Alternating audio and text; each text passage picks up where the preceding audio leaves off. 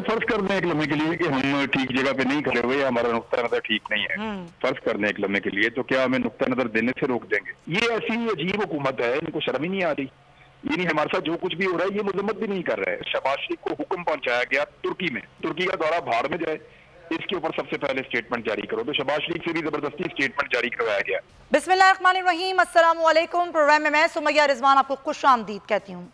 नाजरीन, bold news ने हमेशा हक और सच की आवाज़ बुलंद की है।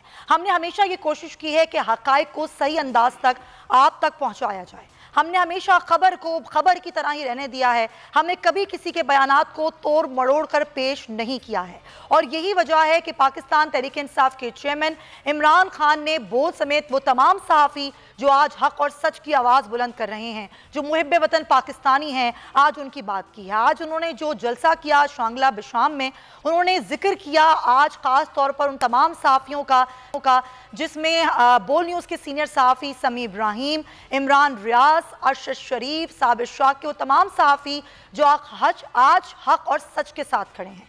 उनकी ना सिर्फ तारीफ की, बात की, बोल्ड न्यूज़ की बात की, बोल के हेड शेख शेख की बात की, ये भी बताया कि उन पर ये तमाम तर जाली केसेस बनाए जा रहे हैं। हक और सच की आवाज़ जो बुलंद कर रहे हैं उन पर केसेस बनाए जा रहे हैं। तो इमरान खान साहब ने क्या कहा जल्द से मैं आपको सुनवाती हूँ और फिर हम उस पर तफसीलन बात करेंगे। किसी जमहूरियत के अंदर इस तरह मीडिया के ऊपर पाबंदियां नहीं लगती। वो सहाफी जो मुहिब्बे वतन पाकिस्तानी समझे जाते हैं उनके ऊपर केसेस किए जा रहे हैं। अरशद शरीफ पे, समी इब्राहिम पे, साबिर शाकिर पे, बोल्ड टेलीविजन उसका जो शोएब उनका जो हेड है उसके ऊपर केसेस। इसी पर बात करेंगे। हमें ज्वाइन कर रहे हैं सीनियर एंकर पर्सन हैं, सीनियर सहाफ़ी हैं, तज़ियाकार हैं इमरान रियाज। हमारे प्रोग्राम में हमारे साथ वो मौजूद हैं। आपको वेलकम कहेंगे इमरान, बहुत शुक्रिया आपने टाइम निकाला। जाहिर है जिस तरह आज आप लोग काम कर रहे हैं, जिस तरह हक और सच के साथ आप, समी साहब और अरशद शरीफ तमाम सहाफ़ी खड़े हुए हैं और जिस तरह के मुकदमात का आप सामना कर रहे हैं, कितना मुश्किल है ऐसे वक्त में काम करना जब जमहूरियत के अलंबरदार बनने वाले लोग आप लोगों पर केसेस बना रहे हैं? चलो फर्ज कर दें एक लम्हे के लिए कि हम ठीक जगह पे नहीं खड़े हुए या हमारा नुक्ता नजर ठीक नहीं है। फर्ज कर दें एक लम्हे के लिए, तो क्या हमें नुक्ता नजर देने से रोक देंगे? सही बात है। बात यह हो सकता है कि जो बात सलीम साफ़ी कर रहा है वो ठीक हो सकता है जो बात जो है वो आसमा शराजी या अहमद मीर कर रहा है वो बात ठीक हो, और जो बात हम कर रहे हैं हो सकता है वो बात गलत हो। लेकिन क्या इसका ये मतलब है कि आप हमें बोलने नहीं देंगे, हम पे मुकदमात बनाएंगे, हमारे घरों पे पुलिस भेजेंगे, छापे मारेंगे, हमें डिपार्टमेंट, ये एक नई चीज है। इससे पहले पाकिस्तान में होता रहा है। पता क्या, हुकूमत हमें नहीं मार रही। हुकूमत पहले भी किसी को नहीं मारती थी। मारने वाले मारते हैं, ताकतवर लोग हैं बहुत, वो मारते हैं। जब वो मारते हैं ना तो हुकूमत बाज़ औक़ात मजम्मत करती है, बाज़ औक़ात मज़ामत करती है और बाज़ औक़ात इंजॉय करती है। ये जो इम्पोर्टेड सरकार है ये हमारे साथ जो कुछ भी हो रहा है इसको इंजॉय कर रही है। यानी कल हम एक सेनेट की कमेटी में गए, हमारा केस वहां पे उठाया गया, तो तंग आकर मैंने फाइनली उनको ये कहा कि जी आप लोग मेहरबानी करें, कम से कम मजम्मत तो कर दें जो हमारे साथ हो रहा है उसके बारे में। सही बात है। कमजोर सी मजम्मत आई तो सूरत यही है और ये ऐसे ही चलेगी। जिसको जो सूट नहीं करता वो कहता है वो दूसरा वो बात ना करे। इससे पहले पीटीआई के दौर में इतने मुकदमात पूरे दौर के अंदर दर्ज नहीं हुए, जिससे दुगने मुकदमात इस हुकूमत ने आते 1 महीने के अंदर अंदर दर्ज करवा दिए हैं। ये तो वर्ल्ड रिकॉर्ड लगा दिया मुकदमात का इन्होंने, और मुकदमात भी बगावत के और गद्दारियों के और पता नहीं किस किस्म के इन्होंने मुकदमात लगा दिए। तो जर्नलिस्ट वाले भी अपना काम करते रहे, अब भी करते रहेंगे। पीटीआई के दौर में एक बड़ी मजे की चीज ये है कि जब भी किसी सहाफी के खिलाफ कुछ हुआ तो उनकी हुकूमत ने मजम्मत की और उनकी हुकूमत ने कहा कि हम सहाफी का साथ देंगे, और उनकी हुकूमत ने उसका प्रेशर महसूस किया। ये ऐसी अजीब हुकूमत है, इनको शर्म ही नहीं आ रही। ये नहीं, हमारे साथ जो कुछ भी हो रहा है ये मजम्मत भी नहीं कर रहे हैं, ये सामने आकर कोई स्टेटमेंट देने के लिए भी तैयार नहीं, ये सिर्फ सिचुएशन को एंजॉय कर रहे हैं कि क्योंकि ये सहाफी है, इनका नुक्ता है, अगर मारने वाले इनको मार रहे हैं तो चलो एंजॉय करो। तो ये ऐसा है, ये मुझे पता है हुकूमत हमें नहीं मार रही है, ना यार भाई को हुकूमत मार रही है, ना बोल को हुकूमत मार रही है, ना समी इब्राहिम को हुकूमत मार रही है। हुकूमत हमें मार पड़ता हुआ देखकर एंजॉय कर रही है। पीटीआई के दौर में ये होता था कि जब किसी सहाफी को मार पड़ती थी तो हुकूमत एंजॉय नहीं करती, बल्कि हुकूमत सहाफी के साथ इज़हार यकजहती करती थी। यहाँ ये फर्क है, मारने वाले और लोग हैं। अच्छा, एक तो हो गई हुकूमत की बात, अभी हमारी अपनी जो भाई हैं, हमारी ही बरादरी से जिनका ताल्लुक है, जो हमारे ही सहाफ़ी हैं, जिस तरह वो प्रोपेगेंडा कर रहे हैं, वो जो मुहिम चला रहे हैं, उनका क्या, वो किस तरह की जर्नलिज्म करने की कोशिश कर रहे हैं आजकल? ये जर्नलिज्म है ही नहीं, ये जर्नलिज्म है ही नहीं जो हो रही है। यानी आपका नुक्ता नजर से इख्तलाफ है तो ठीक है, आपका हो, मेरा बेशुमार लोगों से है। हाँ। मैं कई साथियों को कहता हूँ कि यार इनके नुक्ता नजर से मुझे सख्त इख्तलाफ है, लेकिन जब अहमद मीर को गोलियां लगी तो मैं उसके साथ खड़ा हुआ था। जब ये इसको उठाकर ले गए थे, ये एक जो लड़का यहाँ पे इस्लामाबाद में होता है मुतीउल्लाह जान जी, तो मैंने इसकी मजम्मत की थी। अब सारा आलम को गोली लगी, मैंने उसकी मजम्मत की थी, हालांकि वो सहाफी नहीं है, उसने खुद कहा मैं नहीं हूँ। तो इवन असद तूर के लिए आपने काफी आवाज उठाई थी। हाँ, अब मैं वो देखिए, हालांकि वो उस बच्चे के बारे में मैंने सुना है कि वो काफी बदतमीजी करता है, लेकिन मैंने उसको कभी भी उसके बारे में कोई नेगेटिव रिमार्क्स, एक लफ्ज या एक जुमला निकाल के, एक जुमला क्या एक वर्ड निकाल के दिखा दे कि मैंने उस बच्चे के खिलाफ भी बोला जो दिन रात मेरे खिलाफ बात करता है, मैंने कभी एक लफ्ज भी नहीं बोला।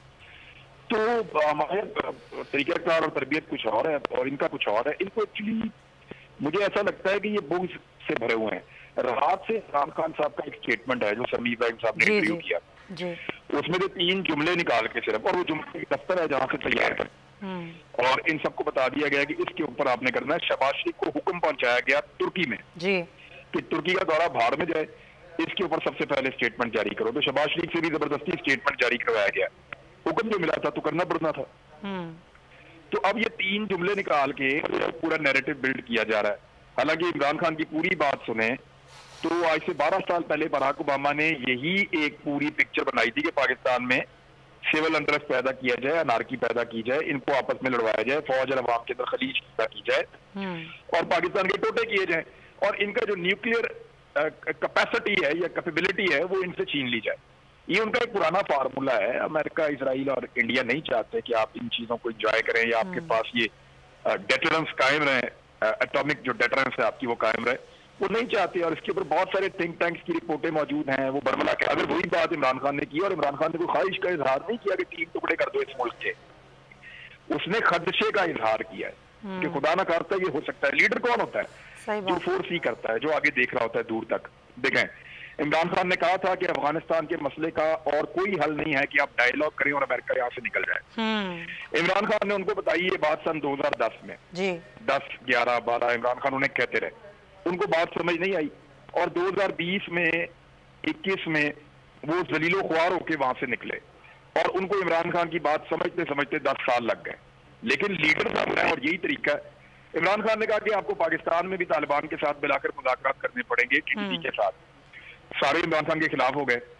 लेकिन अब इस वक्त पेशावर से एक वफद गया अफगानिस्तान जो टीटीपी के साथ मुज़ाकरात करने गया है। इमरान खान ने पहले फोर्स ही कर दिया था कि ये सारी पॉलिटिकल पार्टी मेरे खिलाफ हो जाए। बिल्कुल, उससे बहुत मजाक उड़ाया गया।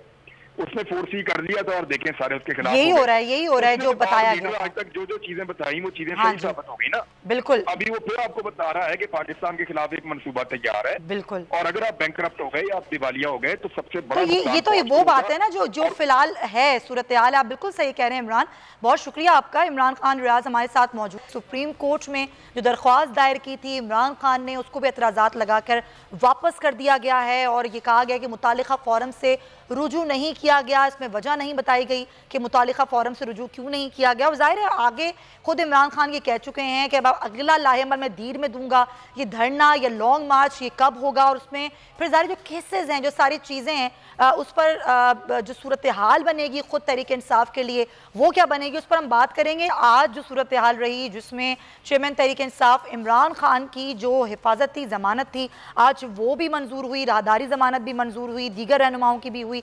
एक तरफ तो ये तमाम तर केसेस चल रहे हैं पाकिस्तान तहरीक इंसाफ के रहनुमाओं और बशमूल चेयरमैन तहरीक इंसाफ इमरान खान पर, दूसरी जानिब एक दरख्वास्त दायर की गई थी सुप्रीम कोर्ट में इमरान खान की जानिब से लॉन्ग मार्च के लिए पेशगी दरख्वास्त, जिसको एतराज़ात लगाकर अब रजिस्ट्रार ने वापस किया है और ये कहा गया है कि सुप्रीम कोर्ट इस पर पहले ही फैसला दे चुकी है। इसी पर हम बात करेंगे। बैरिस्टर राजा आमिर अब्बास साहब हमें ज्वाइन कर रहे हैं, उनको हम वेलकम कहते हैं। राजा आमिर अब्बास साहब बहुत शुक्रिया आपके वक्त का। एक तरफ तो ये सारे केसेस चल रहे हैं, यानी कि जो उस वक्त लॉन्ग मार्च हुआ, जो तशद्दुद हुआ, उस पर पाकिस्तान तहरीक इंसाफ के रहनुमाओं बशमूल इमरान खान पर केसेस चल रहे हैं। उसकी ज़मानत पे भी फ़िलहाल मंजूर हुई हैं, लेकिन अब इमरान खान सुप्रीम कोर्ट से मांग रहे हैं मदद कि भाई वो एक अथॉरिटी बन जाए, एक हिफाजत बन जाए। एक दरख्वास्त उन्होंने दी थी जिसको एतराज़ात लगाकर वापस कर दिया गया है और उसी से जोड़ा था उन्होंने लॉन्ग मार्च को कि अब अगला लॉन्ग मार्च उसी फैसले के तहत होगा। अब एतराज़ात लगाकर वापस कर दिया। अब इसकी कानूनी तौर पर आगे क्या क्या सूरत हाल बनेगी इस दरख्वास्त की जिसको एतराज़ात लगाकर वापस किया गया है? देखिए, एतराज़ात नॉर्मली पिटीशंस को लग जाते हैं तो वो वापस नहीं होती। एतराज लग गया है तो उसकी चैम्बर अपील होती है, चीफ जस्टिस के पास उसकी अपील जाएगी और अक्सर ये एतराज़ात लगाते हैं कि आप डायरेक्ट सुप्रीम कोर्ट क्यों आ गए हैं, आप मुतल्लिका फोरम पे नहीं गए। तो फिर वहां पे उनको सेटिस्फाई करना पड़ता है कि जी ये क्वेश्चन ऑफ पब्लिक इंपॉर्टेंस है और इसमें सुप्रीम कोर्ट की जुरिसडिक्शन बनती है। तो this is a normal routine. एतराज़ात लगते हैं और फिर चैम्बर अपील में एतराज़ात दूर हो जाते हैं और अलाउ कर दी जाती है पिटीशन। क्योंकि जो पिटीशन ऑलरेडी डिसाइड हुई थी उस पिटीशन में तो हुकूमत ने, जो सुप्रीम कोर्ट ने डिसीजन दिया था कि जो राइट टू मूवमेंट है, राइट टू स्पीच है और राइट टू एसोसिएशन है कि आप कहीं भी एसोसिएट हो सकते हैं, पूरे पाकिस्तान में फ्री मूवमेंट है, तो सुप्रीम कोर्ट ने गवर्नमेंट को कहा था कि किसी को रोका नहीं जाएगा। और ये ऑर्डर्स जो किए थे उन्होंने तो सिर्फ इस्लामाबाद के लिए नहीं किए थे। तो आपने देखा होगा कि लाहौर में किस अंदाज में कंटेनर लगे, कराची में किस अंदाज में शेलिंग हुई और रोका गया, तो उस पर तो इम्प्लीमेंटेशन नहीं हुई। तो उनका एक फ्रेश कॉज ऑफ एक्शन है, खास करके अब जब जो इंटीरियर मिनिस्टर हैं वो ये बयानात दे रहे हैं कि आप अटक का पुल तो क्रॉस करें, हम आपको आने नहीं देंगे। और अगर वज़ीर आला KP या गिलगित अगर वो क्या पाकिस्तान में मूवमेंट नहीं कर सकते? बिल्कुल ऐसा ही है कि ये तमाम हिदायत दे दी गई थी, ये हुक्म भी आ गया था सुप्रीम कोर्ट की जानिब से। बहुत शुक्रिया आपका बैरिस्टर राजा आमिर अब्बास। हमारे नाजरीन, प्रोग्राम में एक ब्रेक शामिल करेंगे, वापस आएंगे तो दीगर भी कुछ मौज़ूआत हैं उस पर बात करेंगे इस ब्रेक के बाद।